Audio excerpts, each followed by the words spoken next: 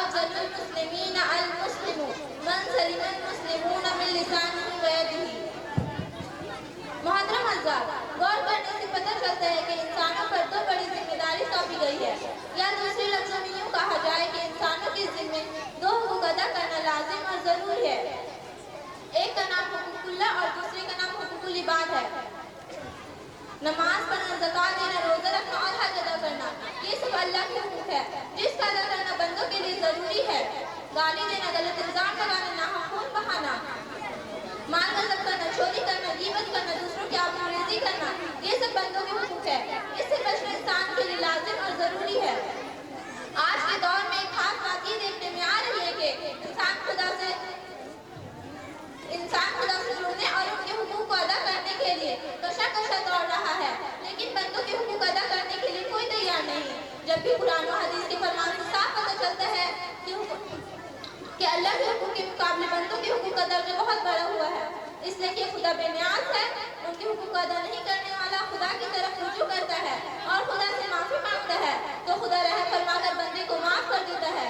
اور اگر کسی نے بندے کے حقوق کو پامال کیا، مثلا کسی کو گالی دی، کسی پر الزام لگایا، کسی کی غیبت کی، کسی کا ناحق خون بہایا، کسی کا مال غصب کیا، کسی کی زمین دبا لی، تو جب تک یہ حضرات معاف نہیں کریں گے اس وقت تک اس کی معافی نہیں ہو سکتی۔ جناب رسول اللہ صلی اللہ علیہ وسلم نے ایک موقع پر فرمایا، اگر کوئی شخص کسی کی قسم کھا کر کوئی حق گوا لیتا ہے تو اللہ تعالیٰ اس کے لیے جہنم واجب کر دیتے ہیں اور جنت حرام کر دیتے ہیں۔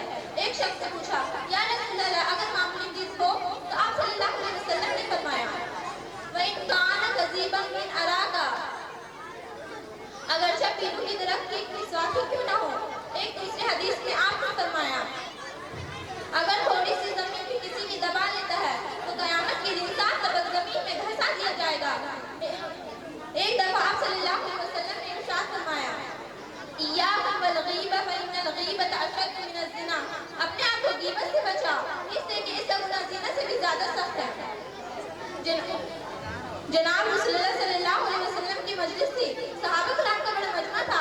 آپ صلی اللہ علیہ وسلم نے اپنے اصحاب سے سوال کیا، بتاؤ مفلس کسے کہتے ہیں؟ عرض کیا گیا، یا رسول اللہ ہم لوگ مفلس اسے کہتے ہیں جس کے پاس مال و دولت نہیں ہو۔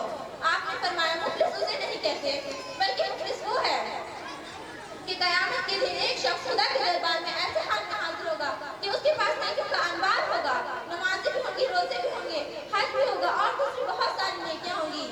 ایسا محسوس کرے گا کہ اس کو جنتی ہونے میں کوئی صبح نہیں، لیکن پھر اسے جنت میں جانے سے روکا جائے گا۔ اس کی وجہ یہ ہوگی کہ اس نے دنیا میں دوسروں کے حقوق پامال کیے ہوں گے، کسی کو گالی کی ہوگی، کسی پر الزام لگایا ہوگا، کسی کی غیبت کی ہوگی، کسی کا ناحق خون بہایا ہوگا، کسی کا مال غصب کیا ہوگا، کسی کی زمین دبالی ہوگی۔ خدا کا حکم ہوگا، نیکیوں کا انبار لایا ہے اور ساتھ ہی دوسروں کے حقوق کو پامال کرتا ہے، اس لیے اس کی نیکیاں حقدار کے نام اعمال میں منتقل کر دیا جائے۔ آخر میں نیکیاں ختم ہو جائے گی اور حقدار باقی رہ جائیں گے۔ حقدار کے گناہ حقوق پامال کرنے والے کے نام اعمال میں منتقل کر دیا جائے اور پھر اسے گھسیٹ کر جہنم رسید کر دیا جائے گا۔ بزرگوں، حدیث کے سننے کے بعد آسانی سے اندازہ لگایا جا سکتا ہے کہ حقوق العباد کی کیا اہمیت ہے اور بندے کے حقوق پامال کرنے والے کی کیسی سخت پکڑ ہے۔ ساتھ ہی ان حدیث پر غور کرنے سے پتہ چلتا ہے کہ حقوق العباد کی پامالی میں دو اصل کو بڑا دخل ہے، ایک زبان کو، دوسرا ہاتھ کو۔ زبانی کے ذریعے انسان گالی دیتا ہے، غیبت کرتا ہے، چغلی کرتا ہے، دوسروں کو طعنہ تشنی کرتا ہے، دوسروں پر الزام لگاتا ہے، اور ہاتھوں کے ذریعے انسان مال غصب کرتا ہے، چوری کرتا ہے، مار کرتا ہے، دوسروں پر ظلم و زیادتی کرتا ہے۔ اسی لیے تو جناب رسول اللہ صلی اللہ علیہ وسلم نے اہتمام کے ساتھ فرمایا افضل المسلمین المسلم من سلم المسلمون من لسانہ و یدہ، ایک اچھا اور بہتر مسلمان وہی ہے جس کے ہاتھ اور زبان سے دوسرے انسان محفوظ رہے، بلکہ دوسری حدیث میں تو یہ فرمایا گیا ہے مسلمان وہی ہے جس کے ہاتھ اور زبان سے دوسرے انسان محفوظ رہے۔ بس میرے بھائیوں، اب ہم سب کو یہ سوچنا ہے کہیں ہمارے ہاتھ اور زبان سے دوسروں کے حقوق تو پامال نہیں کیے جا رہے۔ اگر ایسے ہیں تو اپنے ہاتھ اور زبان کو قابو میں رکھیں اور خدا کے حضور میں دعا کیجیے کہ وہ ہم سب کی حفاظت فرمائے اور اپنے مرضیات پر چلائے۔ آمین۔ وما توفیق الا باللہ۔